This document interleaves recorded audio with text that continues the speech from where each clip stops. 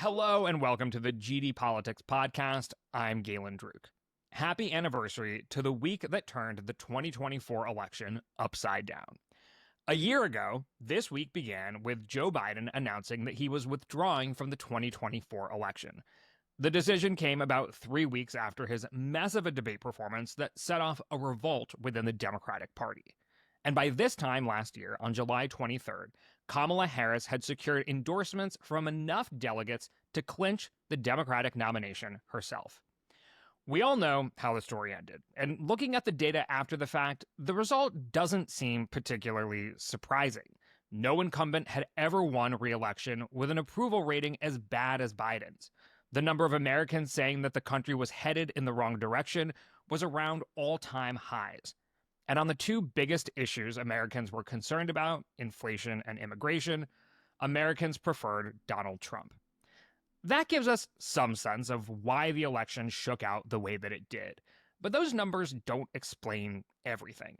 For example, why did Joe Biden decide to run for re-election in the first place? Or frankly, why did Donald Trump decide to run for a rare non-consecutive term himself? And how did Joe Biden and Kamala Harris decide how to address Americans' biggest concerns? And then why the lack of daylight once Harris took the reins? Today, with the help of reporters Josh Dawsey and Tyler Pager, we're going to go behind the scenes of the 2024 campaign.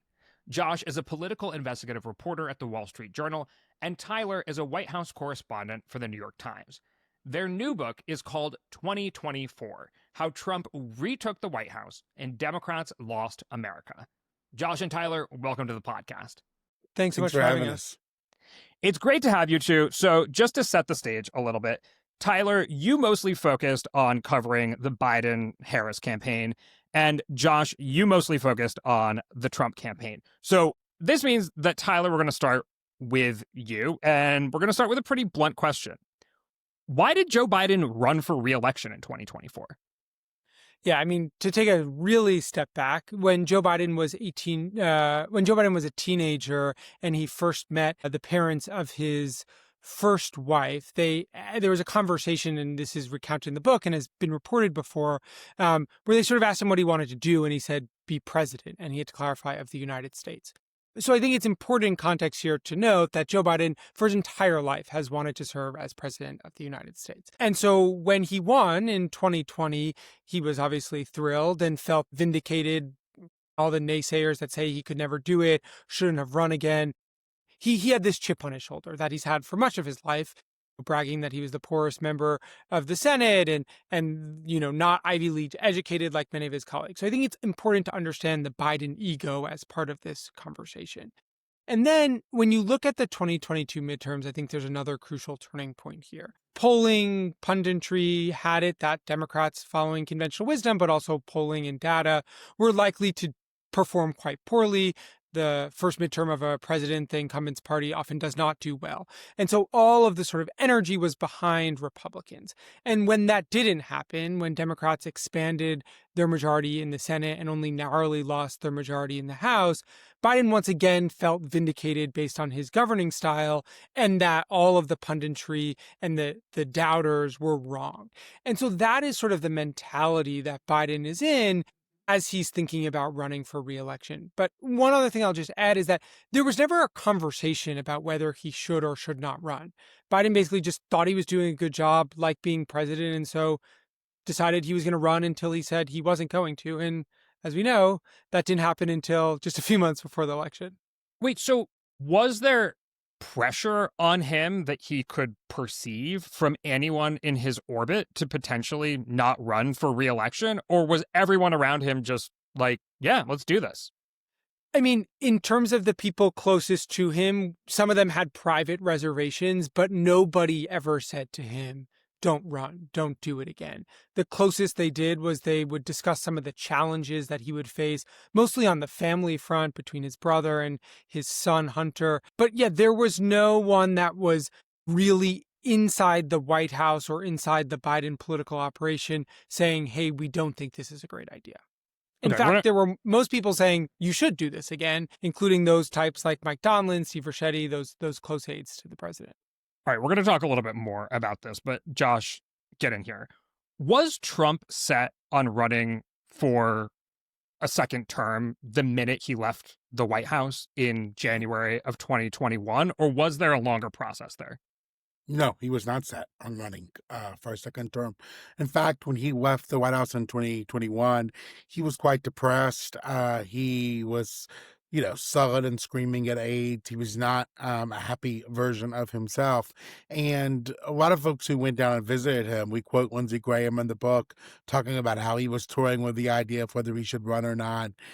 He starts meeting with Susie Wiles, who became his campaign manager, now as his White House chief of staff early in 2021, and begin talking about putting together something of an office or an operation. But it's not clear that it's going to be a presidential campaign.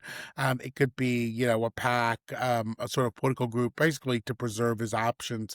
And if you talk to folks in 2021 and 2022, you saw from a lot of people who said they had been with him, had golfed with him, had dinner with him, and he was sort of actively toying with the idea of whether he should run or not. I think it really crystallized his decision to run, and we write about this a lot in the book.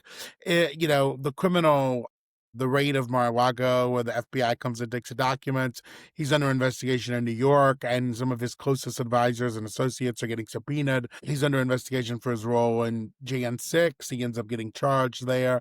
And in Georgia, right? And he sort of realizes at some point that one way of getting out of all of this is, to be president again. So it's easy to say that after the fact, right? Be like, oh, everyone was after me and I, it was like win and claim my freedom or lose and be persecuted by, activist judges and et cetera, et cetera, et cetera.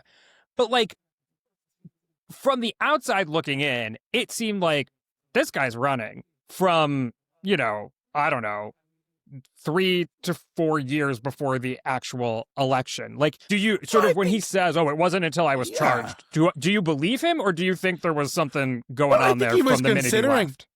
I think he was considering running, and he was publicly, preserving his options because he wanted to have power in the Republican Party. He wanted to have leverage over endorsements. He wanted to have control of the party. I don't think he had fully decided to run again, really until sometime in 2022, before the midterms and long before he was charged. But the reporting of 2021 would indicate he was in a pretty sullen, dark, sad place. And this was from some of the accounts we were hearing at the time that we would put in the Washington Post. This was not someone who was, ebullient and ready to run again for president. He was someone who was pretty stung. He felt like most of his friends had abandoned him. A lot of Republicans had abandoned him in that moment. I think it's now easy, Galen, in this sort of minute to, see him as a sort of triumphant Republican who came back and won, and everyone's with him, and he's whipping senators into voting for his bill even though they don't want to, and he's scaring these House members, and he's attacking people, and he has all this power. But in 2021, it really wasn't so. I mean, when he announced in 2022 his campaign for the presidency, he did it at Mar-a-Lago. He could not get one single senator to show up. There was like two of several fringe House members, no one from leadership. Sean Hannity was supposed to interview him that night. Sean Hannity canceled the interview. All the networks cut away. The New York Post the next day said, Florida man makes announcement, and put it on A17, right? I mean, there was not the enthusiasm that there is now for him in that moment. Yeah, no, I think it is quite a walk down memory lane. I want to jump to perhaps the next most important moment in the campaign. We're going to go out of order a little bit here. But the Biden campaign's decision to pitch doing the first presidential debate at the end of June, as opposed to sometime in September when they're usually done.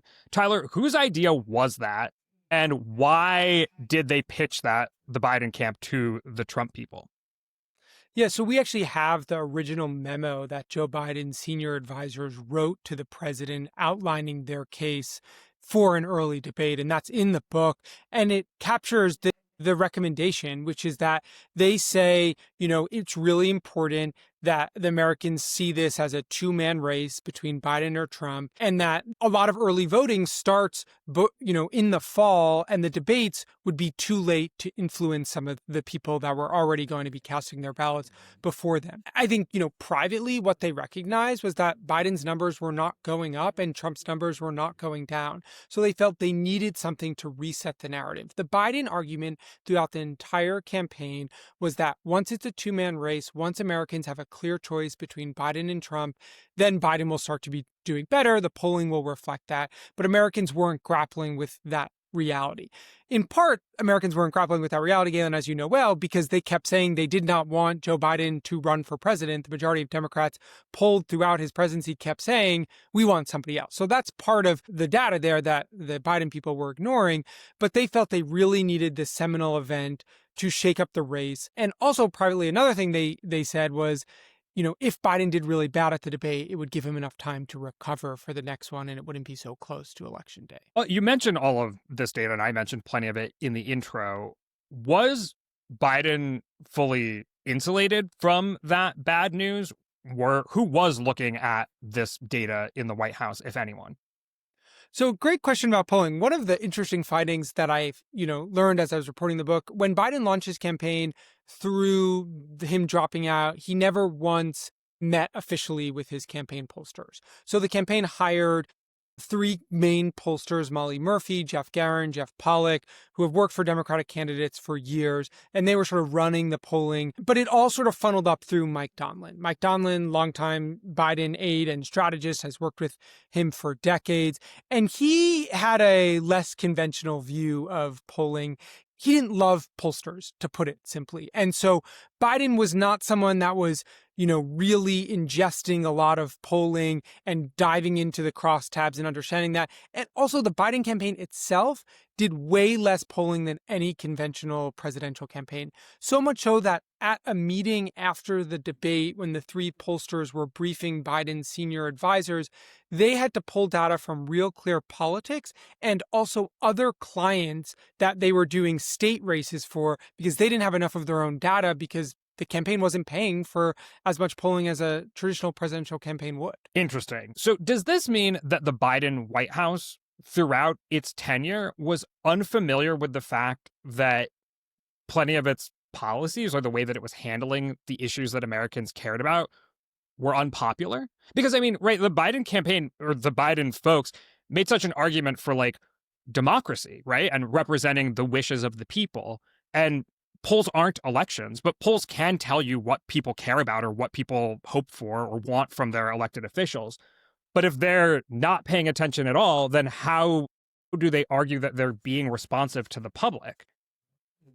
It's a great question. And I think they tried to spin it a different way. They argued at the time that they felt Americans just didn't know what Biden was doing and that they needed to spend more time and energy and money to message to the American people. There's a scene in the book where Biden is barking at his advisors just before leaving for Thanksgiving in Nantucket in the end of 2023, where he's complaining, why is my approval so low? And Mike Donlin says, we just got to keep working on it. As the American people learn what you're doing, it'll go up. And so it's just this belief that they had utmost confidence that what they were doing was right. And it just was that Americans the Americans didn't know about all the policies he had passed or that he had put in place. But one of the interesting things that, we found in the book through the reporting process is that the DNC was finding that Americans didn't give Biden credit for some of his policies because of his age, basically thinking that he was too old and so he couldn't get credit. So age is obviously a through line through all of this, but particularly as it relates to a question about his popularity and his policies, that's another way that he was affected by this perception that he was too old to be doing the job. Josh, I want to get back to the Trump campaign in a second, but I think this is an important point. So I want to belabor this just a little bit. What we just heard there was DNC spin. And look, there is a case to be made that Biden was dealt a difficult hand. Every incumbent government in an advanced democracy in the world in 2024 lost vote share. That's a historic achievement sort of worldwide. And the post-pandemic inflation, the migrant crisis, stubborn COVID cases, those are things that may have been at least partially outside of Biden's control. But there's also a story to be told about the decisions that the administration made in the face of all of those challenges. An American Rescue Plan that was too large and inflationary in its own right, a botched withdrawal from Afghanistan, a lack of response to the migrant crisis, and then inflation once it became clear it was not transitory. Previous books have detailed Biden's meaningful decline, and some have even suggested he wasn't in full control of his own White House. Who was making these decisions that ultimately helped make Joe Biden so unpopular with the American